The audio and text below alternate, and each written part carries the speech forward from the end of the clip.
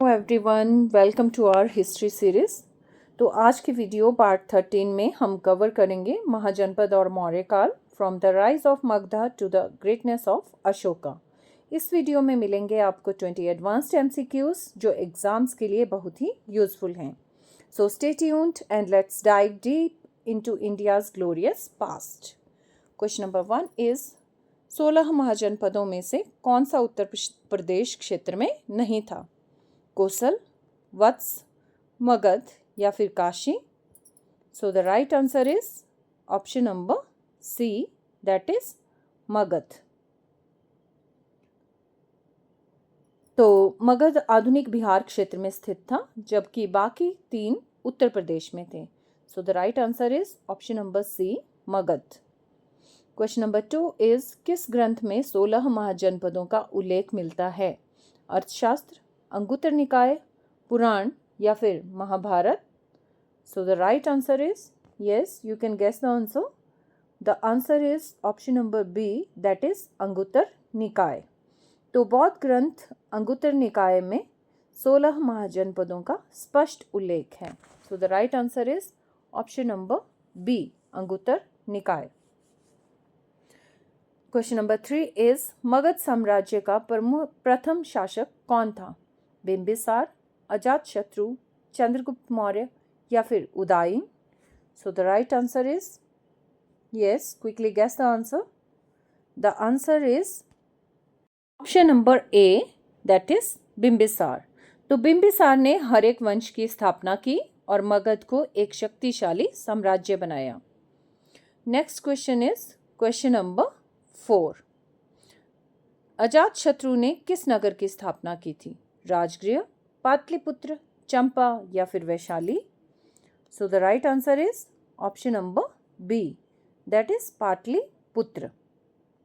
तो अजातशत्रु ने पाटलिपुत्र की स्थापना की, जो बाद में मौर्य साम्राज्य की राजधानी बना।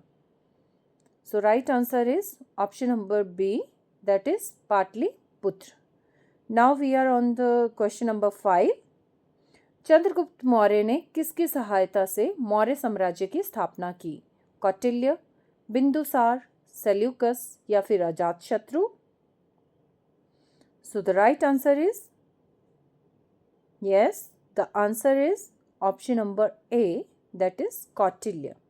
तो कौटिल्य, जिन्हें चाणक्य कहा जाता है, चंद्रगुप्त के गुरु और रणनीतिक सलाहकार थे। So the right answer is option number A, that is Chanakya. Question number 6 is Seleucus Nicator ने चंद्रगुप्त से पराजित होकर कौन से क्षेत्र छोड़े? अफगानिस्तान और बलूचिस्तान, कश्मीर और गांधार, पंजाब और सिंध या फिर अराकन और असम? सो the right answer is option number ए, अफगानिस्तान और बलूचिस्तान। तो शांति संधि के तहत सेल्यूकस ने ये क्षेत्र चंद्रगुप्त को दिए और अपनी पुत्री से विवाह कराया। क्वेश्चन नंबर 7 इज बिंदुसार को किस यूनानी लेखक ने अमिट्रोकेट्स कहा है? मैगस्थनीज, प्लिनी, एरियन या फिर Strabo? So the right answer is option number A, Megasthenes. तो यूनानी राजदूत मैगस्थनीज ने इंडिका में बिंदुसार को अमिट्रोकेट्स कहा है। इसका अर्थ है शत्रु विनाशक। Next question is question number 8। Ashok का दीक्षा गुरु कौन था? उपगुप्त, मोगलीपुत्तिस, बुद्धघोष या फिर Nagasena? So the right answer is, quickly guess the answer guys. The answer is option number B, Moggaliputtatissa. तो तिस ने अशोक को बौद्ध धर्म की गहरी समझ दी और तीसरी बौद्ध सभा का नेतृत्व किया। Next question is question number 9। Ashok का प्रसिद्ध शिलालेख कलिंग युद्ध से संबंधित है। इनमें से कौन सा शिलालेख कलिंग युद्ध से संबंधित है? 13वां शिलालेख, पहला शिलालेख, 7वां शिलालेख या फिर 10वां शिलालेख? So the right answer is, quickly guess the answer. The answer is option number A, 13वां शिलालेख। तो इस शिलालेख में अशोक ने कलिंग युद्ध की विभीषिका और उसके पश्चात अपने धम्म की नीति का वर्णन किया है। क्वेश्चन नंबर 10 इज अशोक का राज्य अभिषेक किस वर्ष हुआ था? 273 BCE, 268 BCE, 261 BCE या फिर 250 BCE? आई नो सबको लग रहा होगा option number A is correct, that is 273 BCE, but you are wrong. The right answer is option number B, 268 BCE. तो अशोक ने 273 BCE में शासन प्रारंभ किया, परंतु उसका औपचारिक राज्य अभिषेक 268 BCE में हुआ. क्वेश्चन नंबर 11 इज अशोक के अभिलेख किस लिपि में लिखे गए हैं? ब्राह्मी, खरोष्ठी, यूनानी या फिर उपरोक्त सभी? सो the right answer is option number D, that is उपरोक्त सभी. तो ब्राह्मी भारत में, खरोष्ठी उत्तर पश्चिम में और यूनानी अरामिक विदेशों में पाए गए. Right answer is option number D. Question number 12 is Ashok के धम्म का मुख्य उद्देश्य क्या था? बौद्ध धर्म का प्रचार, राज सत्ता का विस्तार, नैतिक आचरण और अहिंसा का प्रसार या फिर धार्मिक प्रभुत्व? Quickly guess the answer guys. The answer is option number C, नैतिक आचरण और अहिंसा का प्रसार. तो अशोक का धम्म धार्मिक नहीं बल्कि मानवीय नीति थी जो सद्भाव और नैतिकता पर आधारित थी. Next question is question number 13. मौर्यकालीन प्रशासन में अमात्य का कार्य था कर संग्रह, सलाहकार व मंत्री, न्यायाधीश या फिर सैनिक प्रमुख? So the right answer is option number B, सलाहकार व मंत्री. तो अमात्य राजा के प्रशासनिक कार्यों में सहयोग देते थे, जैसा कि कौटिल्य के अर्थशास्त्र में उल्लेख है. So the right answer is option number B. Next question is question number 14. Maurya काल में सामंत शब्द का अर्थ क्या था? प्रजा, कर अधिकारी, अधीनस्थ राजा या सरदार या फिर सैनिक? So the right answer is obviously option number C, that is अधीनस्थ राजा या सरदार. तो सामंत वे स्थानीय शासक थे जो सम्राट की अधीनता स्वीकार कर प्रशासन में सहयोग करते थे. So the right answer is option number C. Next question is question number 15. Kautilya का अर्थशास्त्र किस विषय पर आधारित है? धर्म, राजनीति और प्रशासन, साहित्य या फिर दर्शन? तो ऑब्वियसली धर्म तो नहीं होगा, ना ही साहित्य. So the right answer is option number B, राजनीति और प्रशासन.